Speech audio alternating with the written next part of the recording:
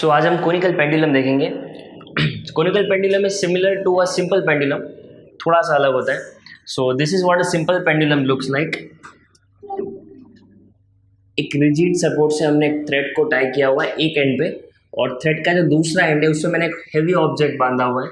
इसको हम बॉब कहते हैं। जनरली एक मेटल का स्पीयर होता है, कोई भी चीज़ बांध सकते हैं। इसको बांधने के बाद जब हम इसको ऑसिलेट करेंगे तो हम इसे पेंडुलम कहेंगे। Okay, so before we start, let's say radius of this pendulum is, or radius of this particular bob or this metal sphere is r. Length of this string, let this be small l. So when I say length of a pendulum, that includes length of the string and the radius of the bob. That means जब मैं पूरा length consider करूँगा तो ये पूरा होगा l plus r, ठीक है। So whenever we use the term length of pendulum, that means length of string plus the radius of Bob.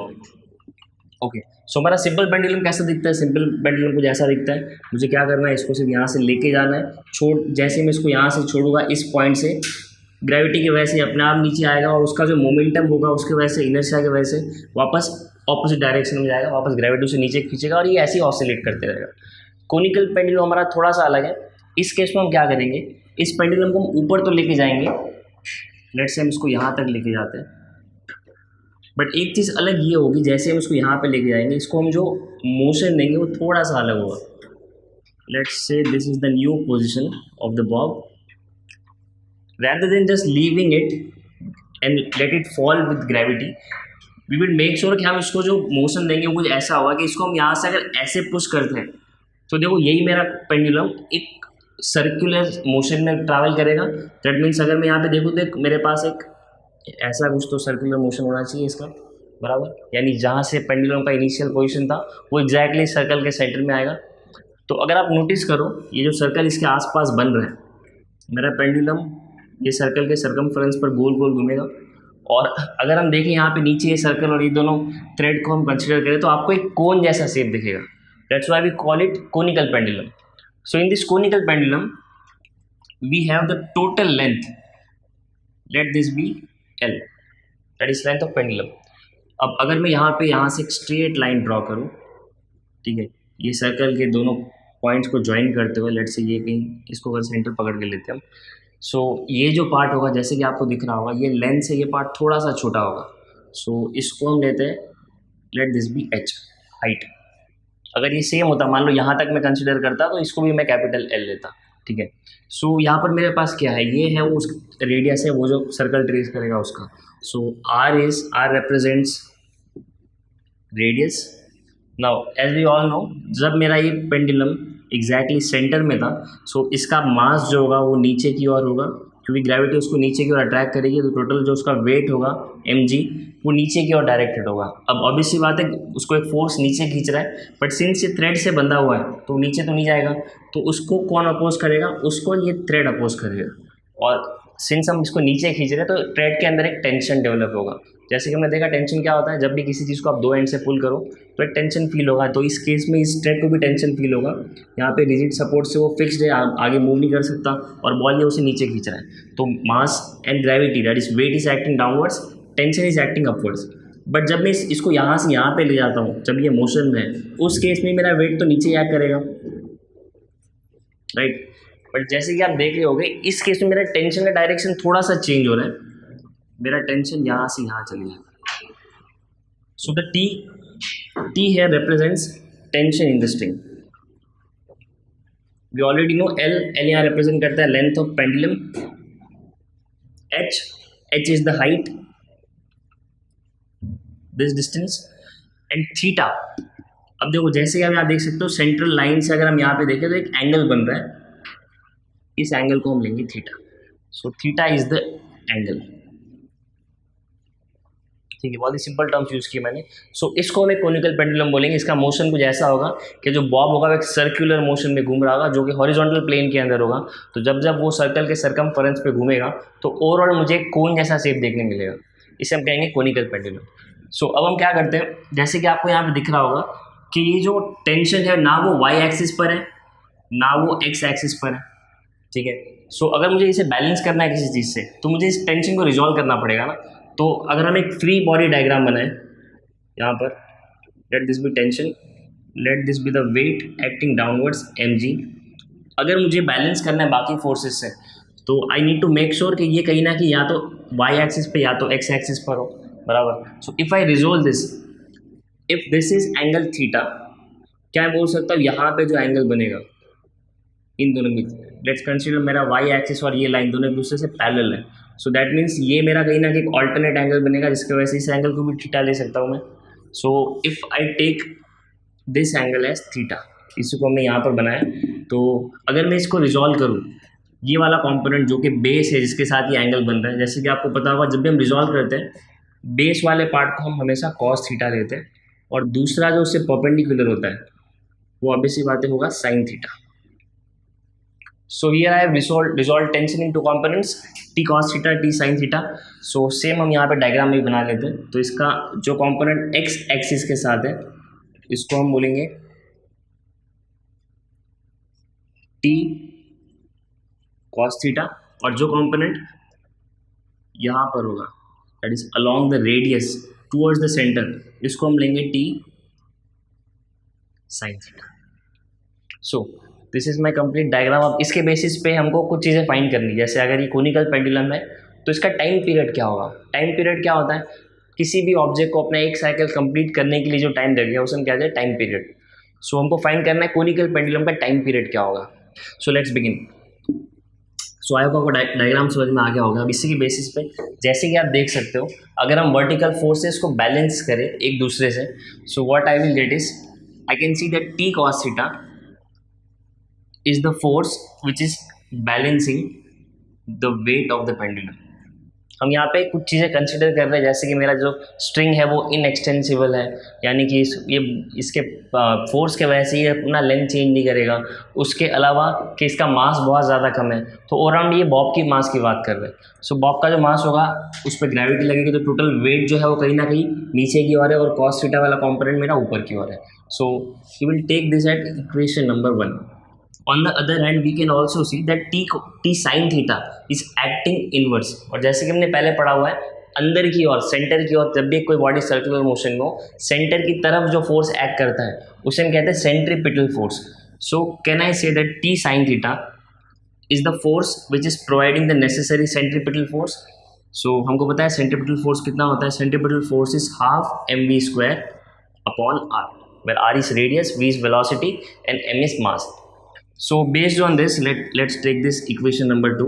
so हमारे पास दो equation, equation second, equation first. इसके बेसिस पर अगर मैं इक्वेशन 2 को equation 1 से डिवाइड करूँ तो मुझे क्या मिलेगा, LHS में मुझे कुछ मिलेगा t sin theta upon t cos theta. RHS में t sin थीटा का RHS है मेरा mv square by r upon mg। सो जैसे कि आपको दिख रहा होगा यहाँ पे कुछ कैंसिलेशन होगा। t मेरा जो टेंशन है, जो एक टाइप का फोर्स है ऊपर नीचे दोनों से मैं कैंसिल कर सकता हूँ मैं। सिमिलरली ये जो m है ये भी कैंसिल होगा, क्योंकि अगर मैं इसको ऊपर ले लूँ, ऊपर लेके देखते हैं क्या मैं इसको ऐसे लिख सकता हूँ mg/1 सिंस नीचे कुछ भी नहीं है, राइट। अब नीचे के टर्म को मैं ऊपर लूँगा तो ये उल्टा हो जाएगा, दैट मीन्स ये हो जाएगा मेरा 1/mg। तो इसको मैं ऐसे लिख सकता हूँ इनटू 1/mg। अब आपको दिख रहा होगा ये मास मेरा यहाँ पे कैंसिल हो जाएगा। So all that I have is, अगर ये साइन थीटा और कॉस थीटा को मैं tan थीटा के फॉर्म में लिख सकता हूँ। So what I get is tan theta is equal to m cancel हो चुका है हमारा, सो यहाँ पे मुझे मिलेगा v square by R G. तो यहाँ से मैं चीज़ों थीटा निकाल सकता हूँ, ये थीटा के लिए फॉर्मूला है, बट हमको यहाँ पे फाइंड करना है time period. So before we find time period let's find velocity, because velocity will help us to find time period. So velocity मेरा यहाँ से कितना मिलेगा मुझे, तो अगर मैं ये दोनों टर्म्स को ये साइड लेके आऊँ, सो फाइनली मेरा वेलोसिटी मुझे कुछ ऐसा दिखना चाहिए, v square is equal to tan theta into R G. तो ये मुझे v स्क्वायर मिला, मुझे तो v चाहिए था वेलोसिटी। वेलोसिटी होगा मेरा आर जी tan थीटा, अगर ये स्क्वायर हम वो साइड भेज दी that will be under root. So this is the velocity. जो हमने यहाँ से निकाला। अब इसके हेल्प से हमको टाइम पीरियड निकालना है आगे। सो टाइम पीरियड फाइंड करने के पहले ये जो हमें फॉर्मूला मिला है वेलोसिटी का, इसको एक और टर्म में लिख लेते हैं। जैसे कि हमने पहले पढ़ा हुआ है v रिप्रेजेंट्स लीनियर वेलोसिटी, तो ये मेरे पास फॉर्मूला है लीनियर वेलोसिटी का, बट हमने ऑलरेडी एक रिलेशन निकाला हुआ है लीनियर वेलोसिटी और एंगुलर वेलोसिटी के बीच, जो कि हमको पता है linear velocity is product of radius into angular velocity. तो अगर हम इसको यहाँ पुट करें तो मुझे क्या मिलेगा, मुझे मिलेगा R omega is equal to under root R G tan theta. So ये मेरे लीनियर वेलोसिटी का फॉर्मूला है, बट हम चाहे तो यहाँ से एंगुलर वेलोसिटी का फॉर्मूला भी निकाल सकते हैं। कैसे? सो एंगुलर वेलोसिटी का फॉर्मूला चाहिए तो बट वैसे कि मुझे यहाँ पे सिर्फ ओमेगा चाहिए, बाकी ये टर्म को मुझे वहाँ भेजना है। तो वो करने के पहले हम क्या करते हैं, पहले ये रूट को ये साइड ले लेते हैं। सो रूट को अगर हम ये साइड लेंगे तो मुझे मिलेगा R square omega square is equal to R G tan theta. So अब इसको वहाँ भेजना ईजी रहेगा ना हमारे लिए। तो अब सिंस वी नीड ओमेगा, तो यहाँ भी मेरे पास ओमेगा स्क्वायर है, उसको मुझे वहाँ शिफ्ट करना पड़ेगा, बट उसके पहले हम आर स्क्वायर को ये साइड ले लेते हैं। सो ये आर स्क्वायर यहाँ आ जाएगा तो नीचे आ जाएगा। सो हम यहाँ पे आर कैंसिल कर सकते हैं और यहाँ पे आर स्क्वायर कट होगा। सो ओमेगा कितना होगा, omega would be under root of G tan theta by R. So यहाँ से हमने एक इस बॉब के एंगुलर वेलोसिटी के लिए भी एक फॉर्मूला डिराइव कर लिया, that is under root G tan theta by R. But इसको चाहिए तो हम रिप्लेस भी कर सकते हैं, एक और फॉर्म में लिख सकते हैं। जैसे कि हम यहाँ पे देख सकते हैं this is theta and when we talk about tan theta होता है sine theta upon cos theta, या फिर टैन थीटा को मैं लिख सकता हूँ ऑपोजिट अपॉन एडजेसेंट। जैसे मान लो अगर मैं यहाँ पे इसको 90 डिग्री से रिप्रेजेंट करता हूँ, क्योंकि ये मेरा होगा 90 डिग्री, राइट एंगल ट्रायंगल है, तो ये उसका हाइपोटेन्यूस हो गया, ये ऑपोजिट साइड हो गया और ये उसका एडजेसेंट साइड हो गया। So since we know tan theta क्या होता है मेरा ऑपोजिट अपॉन एडजेसेंट। तो इस ट्रायंगल के लिए मेरा टैन थीटा कितना होना चाहिए, इस ट्रायंगल के लिए मेरा टैन थीटा होना चाहिए opposite would be this, that is R, और एडजेसेंट होगा ये वाला पार्ट जिसको हमने हाइट से एच से रिप्रेजेंट किया। सो अगर मैं इसको यहाँ पे सब्स्टिट्यूट करूँ तो मुझे मेरा ओमेगा कुछ कितना मिलेगा, मेरा फॉर्मूला थोड़ा सा चेंज होगा। Omega can also be written as under root G by R, वैसे का वैसा है। अब टैन थीटा की जगह क्या रिप्लेस करेंगे हम, टैन थीटा की जगह हम रिप्लेस करेंगे आर बाई एच। सो यहाँ पे वापस आर कैंसिल होगा और फाइनली मुझे जो फॉर्मूला मिलेगा ओमेगा के लिए वो होगा G by H under root. So this is an alternate formula for angular velocity. So हमने linear velocity निकाला, angular velocity निकाला, अब हम निकालेंगे time period. So time period is the time taken by this pendulum to complete one cycle, और इस case में एक पूरा सर्कल कंप्लीट करने के लिए जब वो पूरा सर्कमफ्रेंस घूम के वापस वहाँ पर आएगा। सो इसके लिए टाइम कितना लगेगा, अगर हमको मान लो यहाँ से वेलोसिटी निकालना है एंगुलर वेलोसिटी जो होगा, सो हम उसके बेसिस पर इसको लिख सकते हैं 2 पाई अपॉन ओमेगा। ये इसका स्पीड हो गया और 2 पाई क्या हो गया, 2 पाई कहीं ना कहीं इसका सर्कमफरेंस हो गया। सो 2 पाई बाय ओमेगा को हम टाइम पीरियड लिख सकते हैं। सो जैसे कि हमको पता है ओमेगा इतना होता है, या फिर एक और फॉर्मूला है टाइम पीरियड के लिए, टाइम पीरियड को हम लिख सकते हैं 2 पाई आर बाई ओमेगा। ये कहाँ से आया, ये वापस हमने जो पहले फॉर्मूला निकाला था v is equal to R omega, उस पर हमने इसको चाहे तो ओमेगा को v बाई आर से रिप्लेस कर सकते हैं। So this both are one and the same. अब अगर टाइम पीरियड के इस फॉर्मूला के अंदर हमने जो इन दोनों की वैल्यू फाइंड की थी ये पुट करें तो हमको सेम ही चीज़ मिलेगी दोनों ही केस में। जैसे लेट से यहाँ पर हम ओमेगा के अंदर पुट करके देखते हैं। सो मुझे यहाँ पे मिलेगा t is equal to 2 pi by omega कितना था हमारा, omega was under root G R tan theta, और इस केस में मुझे मिलेगा t is equal to 2 pi R, sorry this will be v, हाँ this will be 2 pi R velocity की जगह क्या पुट करेंगे हम R G tan theta. So यहाँ मैंने ओमेगा को इससे रिप्लेस किया। सो मुझे यहाँ पे क्या मिलेगा, दोनों ऑलमोस्ट सेम टर्म्स। अगर आप ध्यान से देखो तो अगर मैं इस आर को बाहर निकाल दूँ तो मुझे सेम ही चीज़ मिलेगी, कुछ फ़र्क नहीं पड़ेगा दोनों जगह पे। सो दोनों में से कोई भी एक यूज़ कर सकते हैं। सो टाइम टाइम पीरियड क्या होगा, इस सर्कल को जो ये पेंडुलम को जब इस सर्कल के सरकमफेरेंस पे एक सर्कल कंप्लीट करने के लिए जो टाइम लगेगा। सो हमारे पास ऑलरेडी इसके लिए एक फॉर्मूला है, दैट इज 2 पाई, क्या आएगा 2 पाई अपॉन ओमेगा, या फिर इसको हम ऐसे भी लिख सकते हैं, अगर हम ये फॉर्मूला यूज़ करें v is equal to R omega, then omega can be written as v by R. तो अगर हम इसको रिप्लेस करें यहाँ पे ओमेगा को v बाई आर से, ये आर ऊपर आ जाएगा। So what we have is time period is equal to 2 pi by V into R, या फिर 2 पाई आर इंटू वी।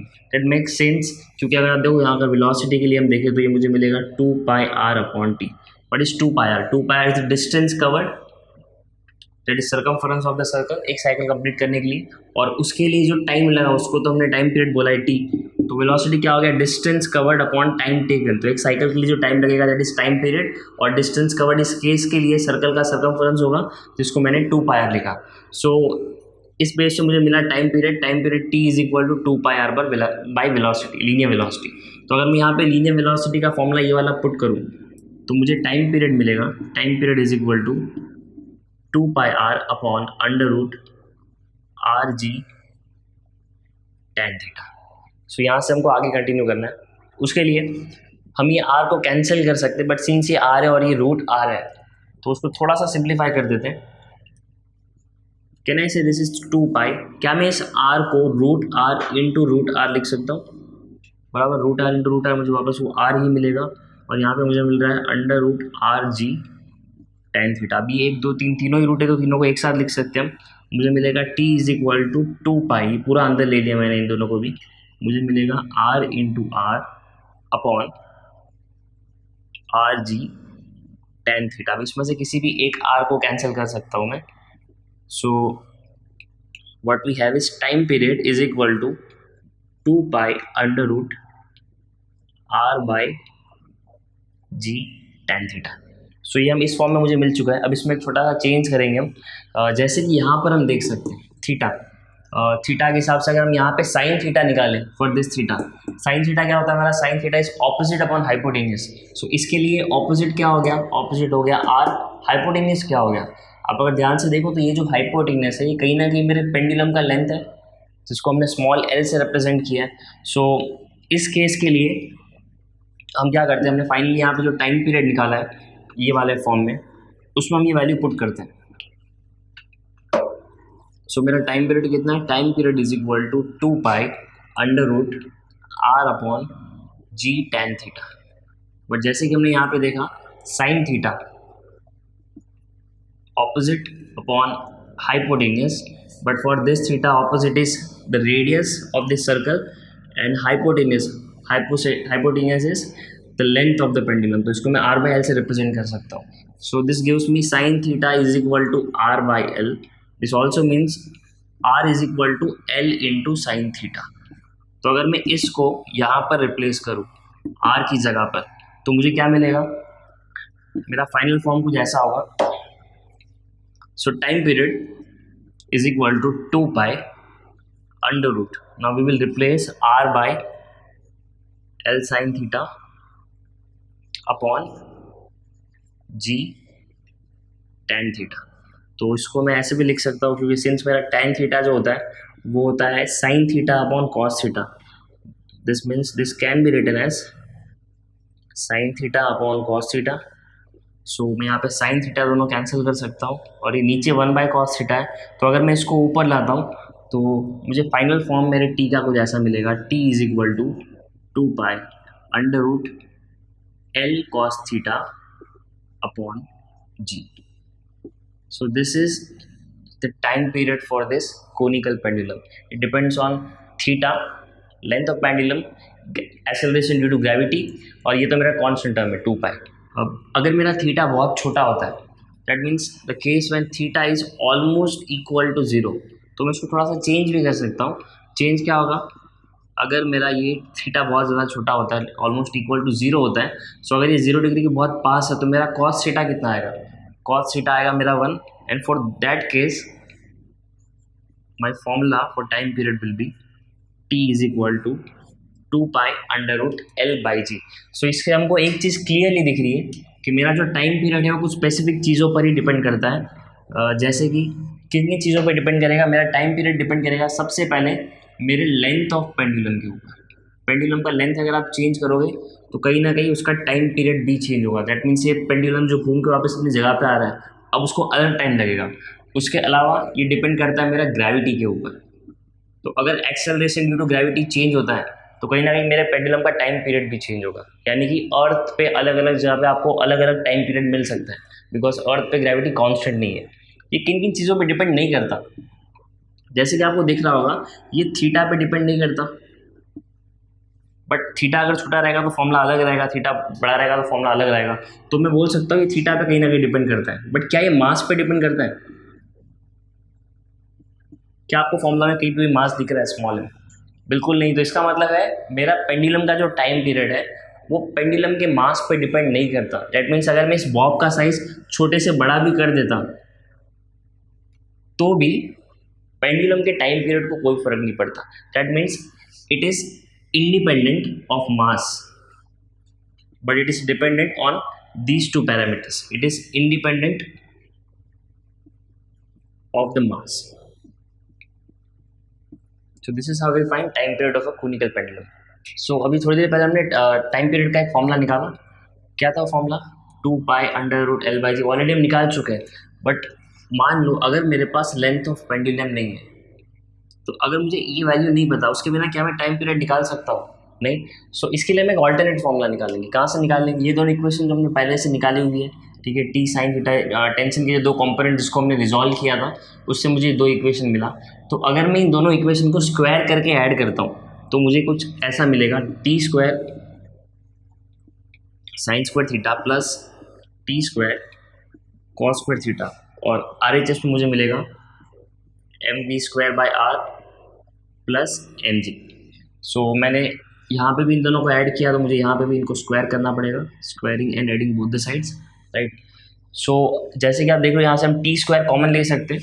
अगर मैं टी स्क्वायर कॉमन ले लेता हूँ तो अंदर मुझे मिलेगा sign square theta plus cos square theta. जैसे कि हमको पता है इसका वैल्यू 1 होता है, सो इसको हम नेक्स्ट स्टेप में 1 सब्स्टिट्यूट कर सकते हैं।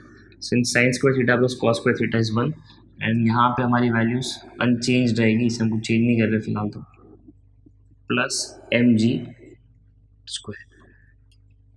सो since sine square theta plus cos square theta ये मेरा 1 होता है, तो यहाँ पे हम इसको लेंगे टी स्क्वायर इंटू 1, तो लिखे नहीं लिखे एक ही बात है। T square is equal to M V by R का स्क्वायर प्लस एम जी का square. So this is what we have. अब आपको याद रहेगा कि इन्हीं दो इक्वेशन को डिवाइड करके हमने ये निकाला था tan theta is equal to V square by R. But अगर आपको याद रहेगा तो ये जो हमारा पेंडुलम था, यहाँ पे ये जो छोटा सा ट्राइंगल बन रहा था इसके बीच में जो यहाँ से हाइट h को कनेक्ट कर रहा था, अगर मैं यहाँ पे थीटा लूँ तो इसके बेसिस पे कहना है इसे tan थीटा। tan थीटा क्या होता है? tan theta is opposite upon adjacent. तो ये हमारा जो सर्कल बन रहा था उसका रेडियस था और ये मेरा हाइट था, तो कहना है इसे tan theta is equal to opposite क्या होगा? r और एडजेसेंट होगा h। बट tan थीटा के लिए ऑलरेडी हमारे पास एक फॉर्मूला है, tan theta is equal to V square by R G. Now we also know tan theta is equal to r by h। तो हम दोनों को इक्वेट करते हैं, since both the terms are equal to tan theta we can say r by h is equal to b square by R G. r by h is equal to V square by R G. अब इसको हम use करेंगे, कहाँ use करेंगे? इसके help से हम b square का वैल्यू निकालेंगे। सो यहाँ से मुझे मिल रहा है V square is equal to, या आर जी यहाँ पर आ जाएगा, so this will be R square G by H. This value of V square will substitute over here. तो यहाँ मेरे पास जो वैल्यू था, यहाँ पे मैं वी स्क्वायर का वैल्यू अगर पुट करूँ तो मुझे मिलेगा मास मेरा वैसे का वैसा है, वी स्क्वायर की जगह क्या पुट कर देंगे हम? R square G by H. नीचे ऑलरेडी एक आर था, ये मैंने स्क्वायर कर दिया। तो आप जैसे कि यहाँ पे देख सकते हो मेरा ये वाला जो पूरा टर्म है R square by G upon H, ये मैंने वी की जगह यहाँ पे सब्स्टिट्यूट किया, plus the square of M G. So this is what we have. हम यहाँ पे r और स्क्वायर कट कर सकते हैं. So what I will have is p square is equal to mrg upon h plus mg the whole square. अब यहाँ पे दोनों जगह मेरे पास mg, ये स्क्वायर में और इस पे भी अगर मैं ये ओपन कर दूँ ब्रैकेट, देखो फिलहाल तो मैंने इसको स्क्वायर में रखा हुआ है, बट अगर मैं ब्रैकेट ओपन कर दूँ तो मुझे यहाँ पे ये भी mg स्क्वायर मिलेगा बराबर, और r को भी स्क्वायर होगा, h को भी स्क्वायर होगा. सो यहाँ से मैं चाहूँ तो mg स्क्वायर को कॉमन ले सकता हूँ. ठीक है, तो इसको हम ऊपर कंटिन्यू करते हैं.